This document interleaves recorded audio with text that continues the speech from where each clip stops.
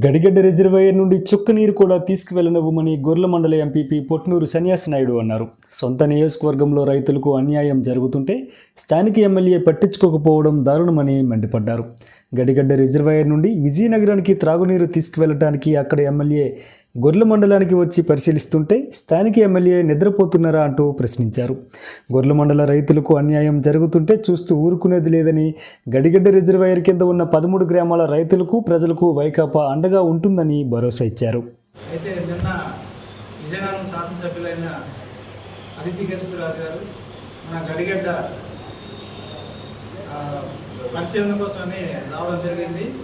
అయితే ఆవిడ వచ్చిన సందర్భం ఏంటంటే విజయనగరానికి తాగునీటి కోసం అని చెప్పేసి మంచినీరు పట్టుకెళ్ళిపోవాలన్న ఒక ఆలోచనతో ఆవిడ రావడం జరిగింది.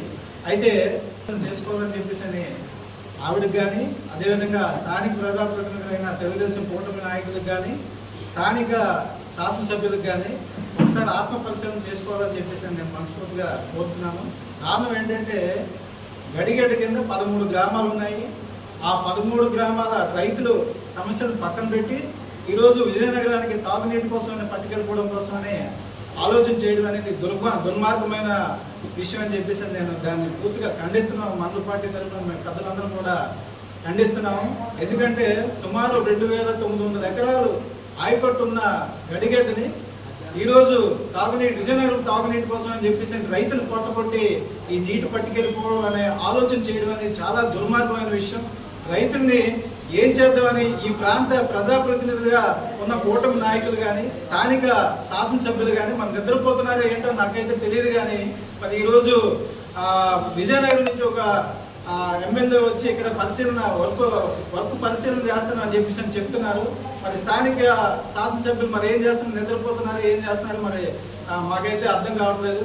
ఏది ఏమైనా కూడా ఈ విషయాన్ని 13 గ్రామాలు కూడా, ప్రతి గ్రామం కూడా వెళ్ళి రైతులందరినీ కూడా యాక్టివేట్ చేసి ఈ యొక్క కార్యక్రమం దుర్మార్గమైన ఈ విషయాన్ని పూర్తిగా ప్రజల్లోకి తీసుకెళ్ళి దీన్ని ఇతరులతో ఆగకుండా దీన్ని అడ్డుకునే విధంగా ఒక కార్యాచరణ ప్రణాళికను అనేది తయారు చేసి మేము పెద్దలందరం కూడా, వైఎస్ఆర్ పార్టీ తరఫున పెద్దలందరం కూడా, గొర్ల మండల పార్టీ తరఫున అందరం కూడా ప్రతి గ్రామంలోకి వెళ్ళి రైతులందరినీ కూడా యాక్టివేట్ చేసి ఈ యొక్క దుర్మార్గాన్ని అడ్డుకుంటామని చెప్పేసి ఈ సందర్భంగా మీకు తెలియజేస్తాం. 2 ఛానల్స్ కూడా డెవలప్ చేయడం వల్ల ఈ రోజు రైతాంగం గుండు మీద చేసుకుని రైతులు పంట పండించే పరిస్థితి ఈ రోజు ఉంది. మరి అలాంటి పరిస్థితులను కూడా వీళ్ళు ఈ పరిస్థితి తీసుకొచ్చారని అంటే ఎంత దౌర్భాగ్యం ఒకసారి ఆలోచన చేసుకోవాలి అందరూ కూడా. ఎందుకంటే రైతులు పట్టుకుంటున్నాడు ఎవరు కూడా బాగుపడే పరిస్థితి లేదు. కాబట్టి ఒకసారి తెలుగుదేశం కూటమి నాయకులు కానీ ఒకసారి ఆలోచన చేసుకోవాలని చెప్పేసి గట్టిగా అడుగుతున్నాం. అదేవిధంగా మన సత్యబాబు గారు అయితే 17 కోట్ల రూపాయలు మరి దేనికి వెచ్చించారు, రైతులు సుభిక్షంగా ఉండాలనే ఒక ఆలోచనతో ఆయన 17 కోట్లు వెచ్చించేంత చేస్తే మరి ఆ కాలువ కూడా, కెనాల్స్ కూడా మా పెద్దలు చెప్తుండే, మా సోమనాథ్ చెప్తుండే, ఆ కెనాల్స్ 2 కూడా క్లోజ్ చేసేసి అదొక స్టోరేజ్ దీని కింద క్రియేట్ చేసేసి ఆ స్టోరేజ్ వాటర్ ఏమో విజయనగరం పట్టుకెళ్ళడం. ఎంత దుర్మార్గమైన ఆలోచన చేస్తుంటే మరి అర్థం కాని పరిస్థితి.